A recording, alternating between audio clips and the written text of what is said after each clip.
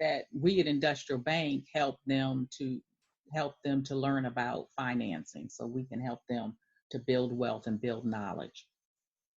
Wow. Thank you. And that makes me think about, industrial is a family business. In the Black community, family businesses are just not as prevalent as in other communities.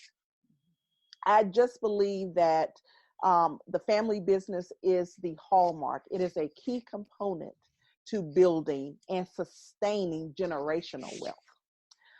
What do you think, Patricia, that it will take, that we will do for our society right now, here today, to instill that concept into the Black community?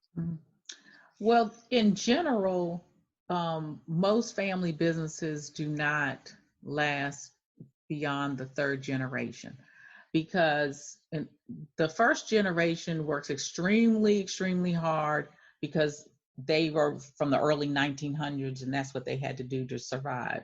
And then the second generation saw how difficult it was, or how hard the first generation worked. So they support them in their business. By the time you get to the third generation, and we have it easier than the first generation, a lot of times there is not as the same kind of motive to continue that legacy. And then you have to have people who in the fourth generation are interested. So in our family in general, we don't have anybody that's interested in carrying on Industrial Bank. Now, it doesn't mean Industrial Bank's not going to carry on, because I believe it will, but it may not be somebody from our family. And there's other ways in which our family, even if they're not president, they can be involved. They can be on the board. They can have a job at the bank. They don't have to necessarily be president. And there may be and there's plenty of businesses that have gone from family members at the top to then they may have a non-family member that starts to run the business, but it doesn't mean that the business won't survive, and that the family can still be involved. As I said, they can still be on the board where they have ultimate control. Thank you.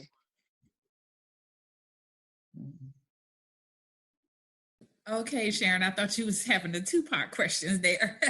Well, I'm going to go to Angela. Angela, we know that the taxes now has been extended to July the 15th. Yes, I wanted to say July the 15th. So thanks for helping me get that out. So now, when you were saying earlier that it was important that they have the paperwork in order, but since the taxes have been extended to July the 15th, and if people haven't filed their 2019 taxes yet, how do you have proof of that to continue to get the benefits or file for benefits? So the IRS, even though the deadline has moved, you still can file now. They are open. The systems are operating. You can file the way that you've always filed, either through your accountant, your tax practitioner, online. It is very important that for the stimulus, if you haven't filed 2018, at a minimum you file 18, because that is the data that they're using to send the stimulus. If you haven't filed 19, so at a minimum you would need to do that. But the extension is an extension for filing and for payment. So even if you file and you owe, go ahead and file, because you don't even have to pay until July 15th. So don't wait. It would not be my recommendation to wait. This is something very unprecedented we haven't seen before. So take advantage of the extension of time. But I would not recommend that you wait, because that is some of the data that they're using to validate that your information is actually accurate. So it's important that you go ahead if you can. Yes, thank you for that. And Patricia mentioning Angela, what Angela mentioned in stimulus package, a lot of concerns was if you don't have a banking account already, how's the money going to get to the people? How's it being deposited if you don't already have a banking account? Because we know it just automatically appeared in a lot of our bank accounts. But some people, till this day, still don't have accounts. So how would they get theirs? They Right. probably mailed it to them. I don't know for sure, but I would imagine that's what they did. They mailed the check.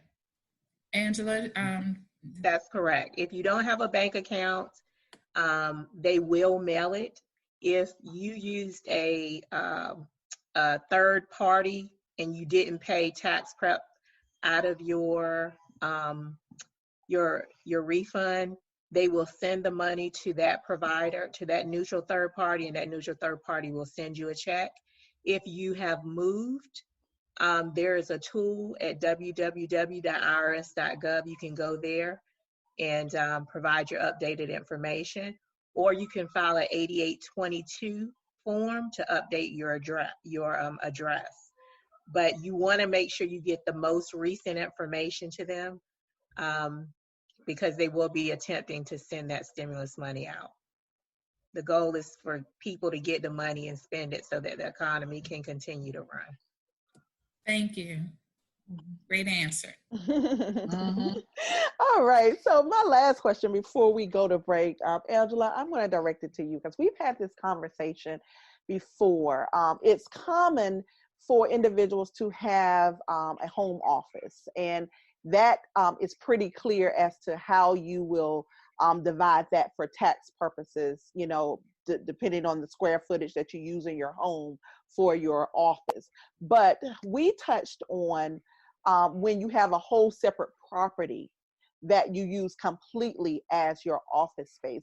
You said something that was very surprising to me, that you should actually do a contract to yourself, a lease to yourself. Can you talk a little more about that for individuals who may have like an investment property that they now solely use as an office space? Right, so you're referring to either business use of home, or if you're not running a home out of your business and you have a separate location that you're using solely for your office, depending on the type of entity you are, it may be allowable. If you are a sole proprietor or an LLC, the agreements are going to be different. So in general, you're going to want to first consult with your tax practitioner. They're going to tell you if it is allowable or not. If you are an S Corp, 1065, C Corp, you would want to make sure that you have a rental agreement in place, and ensure that that second location is not being used for personal reasons. And you're going to want to make sure that you have the proper documentation that shows that your company is paying you directly for use of that space for rental. Because again, when you are a 1065, 1120, 1120S, and you are entity, you are separate from yourself. So you just want to make sure you have the proper paperwork and you're doing the right thing. Thank you so much. I tell you, this is VMP Inspiring Our Community with your host, Karen and Dr. Sharon. Our guest today, Patricia Mitchell of Industrial Bank, Angela Floyd of Intelligent Tax Solution. This is just wonderful. I tell you, we are going to take our last break. We're going to come back. We're going to wrap it up with these ladies. We're going to give out their contact information in case you have more questions that we didn't ask. They will be glad to reach you at that time. So please stay tuned. We will be right back. Feature your business with a full or half-page ad in an upcoming issue of Vision and Purpose Lifestyle Magazine. Advertise your business, book, or event and reach potential clients. Vision and Purpose Lifestyle Magazine covers and features stories in business and entrepreneurship, education, performing arts, sports, community outreach, fashion, travel and real estate, health and wellness, and more. Contact us at info@vnpmagazine.com, or you can reach out to our Director of Sales, Ms. Karen McConnell Jones, at 202-904-1000. Vision and purpose, inspiring our community. Welcome back to Inspired Our Community VMP Podcast. Oh, Sharon, this has been a thrill. I cannot believe, as you know, time flies so fast. We're coming into the winding down part of the show here now, and we've just been getting wonderful information all over. But my thing now is I'm going to take a moment and just congratulate both of the women here, because I just said they're going to mentor me. When I grow up, I'm going to be just like the both of them. You know, it's just great that you're in finance and you're doing well and just supporting our community and showing us how to build that family legacy. And not just leasing property. You both are owning your properties where your business are conducted.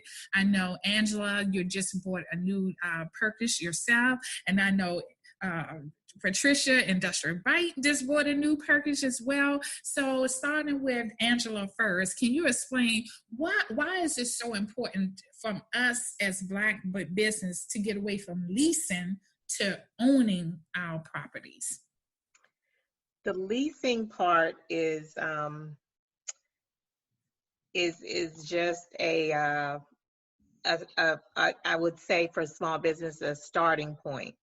As you start to develop a plan for your path forward as a business owner, try to give yourself 5 to 7 years as far as leasing, and then try to plan to own something within that time. The importance of owning versus leasing is it's great on your balance sheet, and it's just legacy.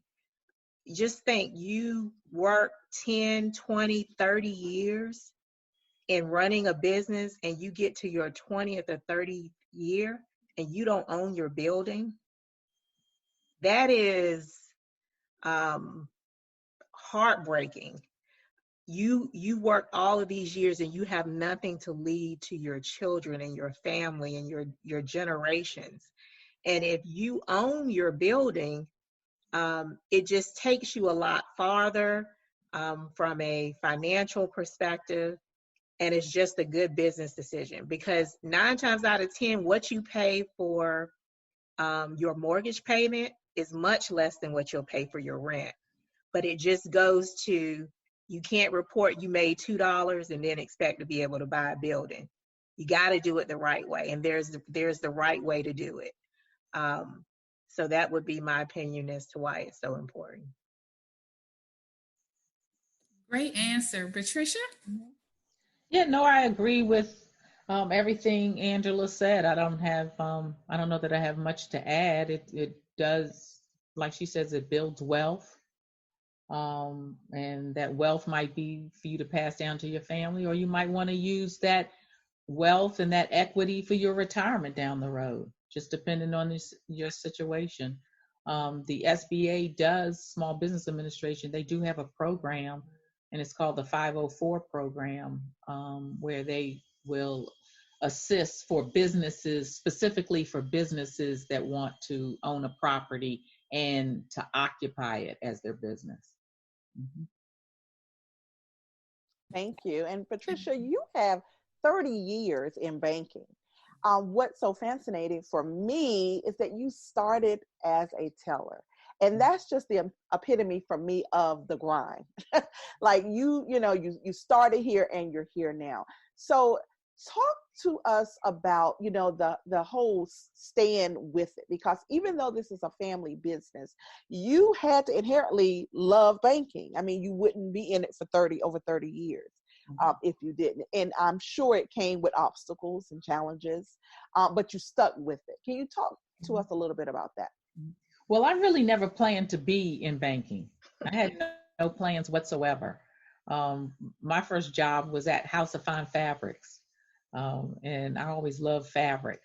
And So that was my first job, and I was a teller as a teenager during the summer, just because I wanted a summertime job. Knew somebody at the